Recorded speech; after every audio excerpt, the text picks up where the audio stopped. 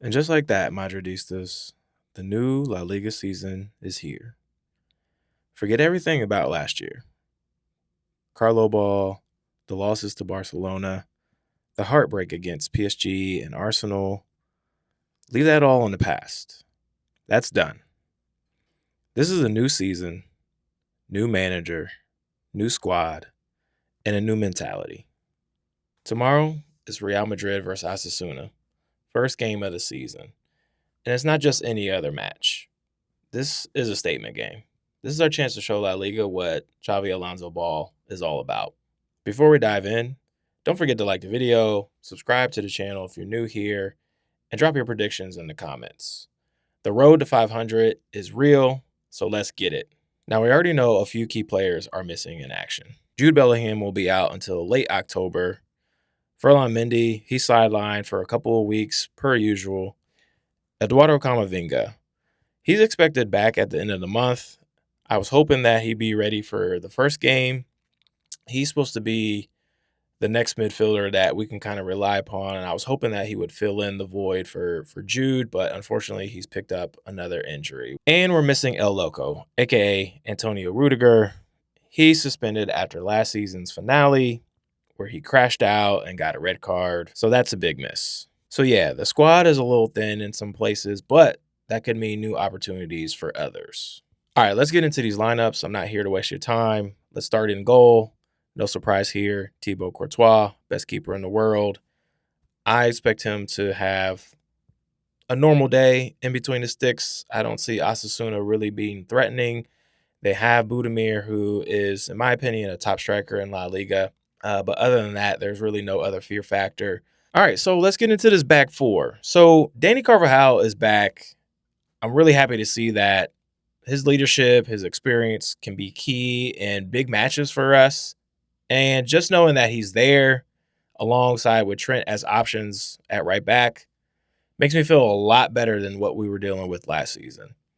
With that being said, I think Trent gets the start here. Very, highly anticipated signing. Everybody wants to see him play. First game's at home. He eased into this system and the organization during the preseason or the Club World Cup. Started off slow, got in the groove, and I think this first match, I think he's just ready to kind of just go all out. I think we'll see the Trent that we saw at Liverpool in this game, and I got him getting the start over Dani Carvajal. But it could go either way, but for my money, I got Trent starting. Then at center back, Dean Huijsen. Look, this kid has been amazing since day one. He's been a standout player every time he's been on the pitch during the offseason. Club World Cup, he was great. And then in that preseason game against Trio, he was showing off his passing ability. He did several switches that were accurate, pinpoint passing. But what I really like outside of his defending and his positioning is this knowing when to get involved in the buildup. He's made some runs in the midfield. Nothing crazy, but they've all made sense. It's just not like, well, why is Dean right there? And the team knows that he's doing that. Like you'll see somebody from the midfield or a wing back drop back to fill in the hole where he steps in. So it seems to be something that Xabi Alonso will allow throughout the season. Hopefully it doesn't hurt us in big matches, but Dean's smart enough to know when to get in that build up, get into the midfield, get involved. And with his passing ability, I'm all for it. And then lining up next to Dean, I got Eder Militao, might be comeback player of the season. For a guy that's come off of 2 major knee injuries, I think he's just ready to get out there and test both of those knees. Obviously, with Rudiger out and Asensio not really showing promise in the offseason, Xabi Alonso is kind of stuck with this decision, but Eder Militao has looked good. If he can stay healthy, I think our defense is really shored up. So it's up to Eder Militao to really step up. And as long as he stays healthy, I think he's going to put in some great performances and pair well with Dean back there. And then on the left, we got the new guy, Álvaro Carreras. Now, look, I was team Fran Garcia in the Club World Cup. He was showing some great trajectory of improvement. Unfortunately, Álvaro Carreras has just been the guy that, flow, maybe Xabi Alonso won it. And Frank Garcia was starting really at the bottom, just based off of his performance last season. But he's improved, so he can be a good backup option for us as well. But Álvaro Carreras has been doing it at Benfica. He showed what he could do in the preseason game against Trio. Maybe not the best going forward, but he showed some strength, defensive awareness, some good passing. So this is a good test to see what we can expect from him. He's looked like the better player that has a little bit more in his locker than Fran Garcia. All right, so with this midfield three, anchoring it out, we got my French Beckenbauer, Tchouaméni. Guys, he's been great. He's been great. His progression is just getting better. And honestly, this is the player that I thought we were getting when we first signed him. There's been a lot of misfortunes for him, obviously having to play a lot of his time at center back. But now Xavi has him in this hybrid role. He looks confident. He's showing off all his skill. And honestly, I feel very confident with him out there at this point. He's been balling, guys. He's been balling, doing the dirty work. I say that in all my videos, but he really has. And I can't wait to see what he does throughout the season. Then we got Fede Valverde. He's back from his knock that he picked up. Honestly, I didn't really want him to play in that preseason game anyway. I know it was a dress rehearsal, but the guy puts in full 90s almost every game. He deserves a break. So nice to have him. We can't really afford to lose any midfielders to any more injuries. We're already thin. Xavi has trusted him and told him to just get forward. He's shooting from distance. And now he doesn't have to worry about helping out Lucas Vazquez. Now he can just play. Like, he doesn't have to have that in the back of his head. So I think Valverde is going to be dangerous this season, guys. I really do. We saw Dani Ceballos. And again, I think that preseason game was a dress rehearsal. However, with Arda Guler performing the way he did and showing that chemistry and that link up between him and Mbappé, you got to put him out there. You just have to put him out there. Like, I think Arda Guler knows that it's his time and he's ready for this moment. You can just see it in his body language, the way that he's talking about Xavi. He knows that it's his time to shine. So for me, I'm putting Arda Guler there. And now the front three. Let's start off with Vinicius Jr. This is a contract year for him. He either has to get back to that Ballon d'Or level or it might be bust for him. Either way, I need to see some consistency. And I have to say, I agree with the club. Yesterday's price is not today's price. Yesterday meaning that you were the Ballon d'Or contender. You were the Ballon d'Or contender. Unfortunately, the way the contract stuff, the timing was just off. And now you're demanding this money and you had a bad season compared to what you've been doing.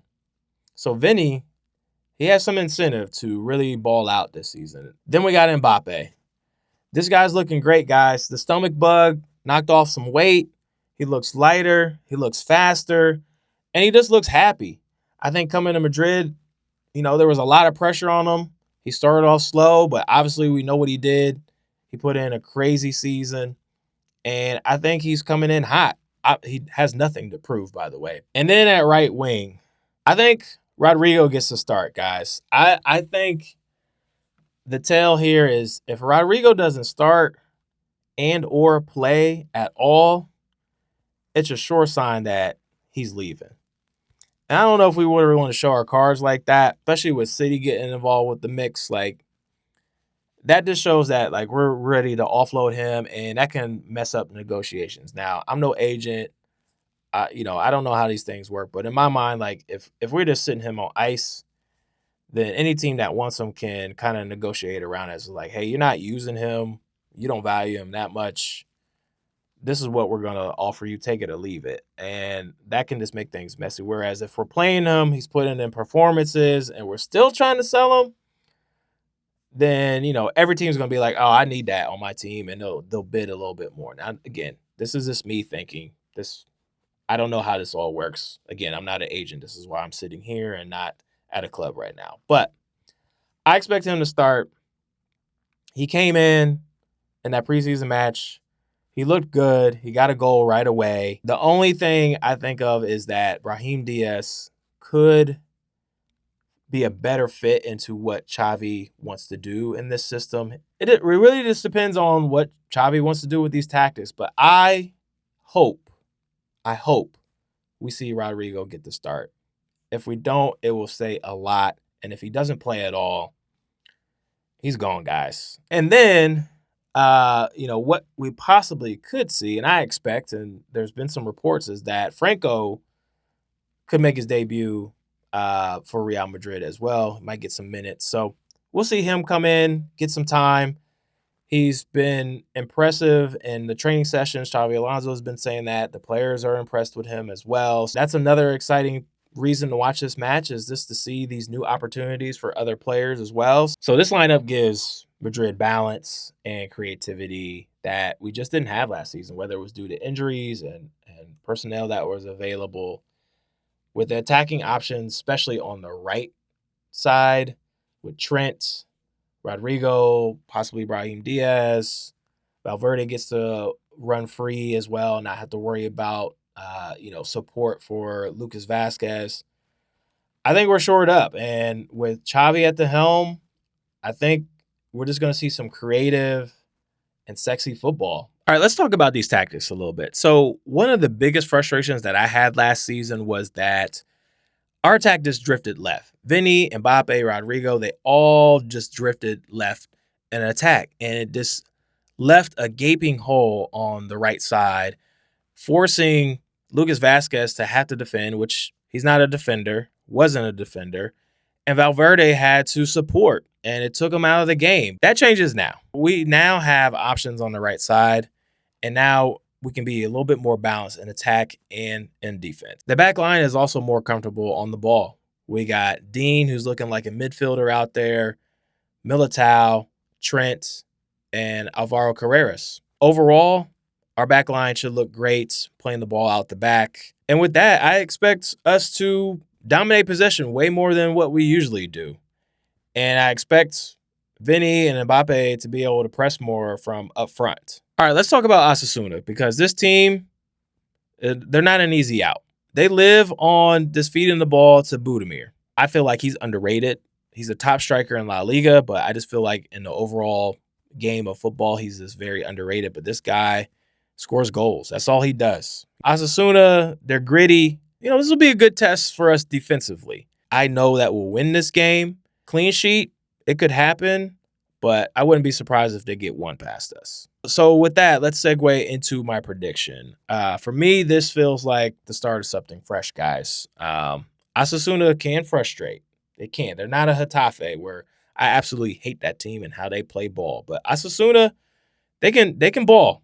They can ball, like I said, but with this new lineup, our attack, Mbappé, Vinicius, if we put Rodrigo out there, that trident alone has me thinking that we can put up 3 goals with this midfield, and now Trent getting into attack and being creative. That makes me think we can put up 4 goals. So I'm going to say 4-1 to the good guys. I do think Budimir gets one past us just because he's quality. And the players that I think are going to get on the score sheet, obviously Mbappé, Vinicius, and I think we'll see one from Arda Guler. I think Mbappé gets a brace in this one, so that's how it's going to happen. How you feeling right now? Are you excited? Are you nervous? We're never nervous, right? We're never nervous, ever. So if you're a new Madrid fan, just know that, you can't be nervous, okay? You can be excited, but we're never nervous. We don't show that. We're always confident. That's the Real Madrid way. I'm excited to see Arda. I've been talking about this dude since I started making YouTube videos. Arda is just going to be that guy for us, man. It's right there in front of us, guys. It's been there the whole time. Carlo couldn't see it. That coaching staff couldn't see it, but Xavi sees it. I see it. A lot of you guys see it. I think he's just going to cook, man. He's going to shock the world. Drop your thoughts in the comments. Let me know what you guys think about all that. It's here, guys. It's here. We are here. The Xavi era is here. New season's here. Let's get it. Let's go get this trophy, this La Liga trophy, and many more trophies this season. And again, please like the video, subscribe if you're new or if you haven't yet. And I appreciate all the love, guys.